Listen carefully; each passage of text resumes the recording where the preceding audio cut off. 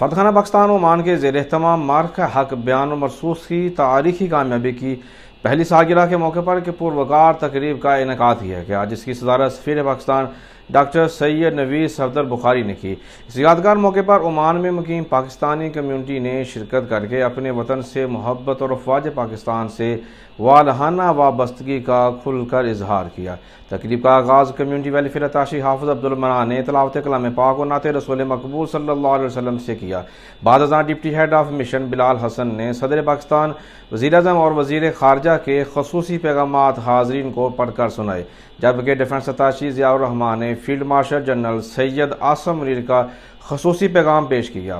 پیغام میں وطن عزیز کے دفاع کے لیے مسلح افواج کی قربانیوں، پیشہ ورانہ مہارت اور پاکستانی قوم کے اتحاد و یکجہتی کو زبردست خراج تحسین پیش کیا گیا۔ اس موقع پر اس بات پر بھی زور دیا گیا کہ مارکہ حق کی تاریخی کامیابی اللہ رب العزت کی نصرت اور پاکستانی قوم کی اجتماعی جذبے کا نتیجہ ہے، جس پر پوری قوم کو ہمیشہ شکر گزار رہنا چاہیے۔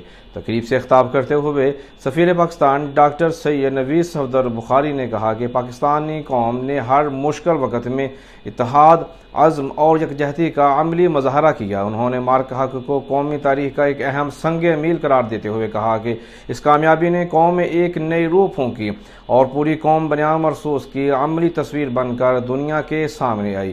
انہوں نے عسکری و سویلین قیادت کی دانشمندہ حکمت عملی کو اس تاریخی کامیابی کا بنیادی سبب قرار دیا اور فوج پاکستان کے شہداء و غازیوں کو خراج عقیدت بھی پیش کیا۔ قائم مقام chairman Pakistan social club Oman ظاہر شکور نے اپنے خطاب میں کہا کہ مارکہ حق صرف عسکری میدان کی کامیابی نہیں بلکہ سفارتی اور ٹیکنالوجی کے محاذ پر بھی پاکستان کی برتری کا واضح ثبوت ہے۔ انہوں نے کہا کہ فوج پاکستان نے غیر معمولی مہارت اور حکمت عملی سے دشمن کے منفی پروپیگنڈے کو مؤثر انداز میں شکست دی اور دنیا بھر میں اپنی پیشہ ورانہ صلاحیتوں کا لوہا منوایا۔ Chairman Pakistan school system Oman Amir Hamza نے خطاب کرتے ہوئے کہا کہ مارکہ حق نئی نسل کے لیے حب الوطنی، قربانی اور قومی ذمہ داری کا ایک عملی سبق ہے۔ انہوں نے زور دیا کہ اس تاریخی کامیابی کی روح نوجوان نسل تک منتقل کرنا وقت کی اہم ضرورت ہے تاکہ وہ وطن سے محبت اور قومی یکجہتی کے جذبے کو مزید مضبوط بنا سکیں۔ تقریب میں معروف شاعر قمر ریاض نے مارکہ حق کی فتح پر اپنی خصوصی شاعری بھی پیش کی، جبکہ ڈاکٹر سعدیہ فاطمہ، ڈاکٹر دلیپ کمار، محسن شیخ اور دیگر مقررین نے بھی خطاب کرتے ہوئے اس تاریخی کامیابی کی قومی اہمیت کو اجاگر کیا۔ اس موقع پر ISPR کی جانب سے جاری کردہ ملی نغموں کی خصوصی نمائش بھی پیش کی گئی، جس نے حاضرین کے جذبہ حب الوطنی کو مزید تازگی بخشی۔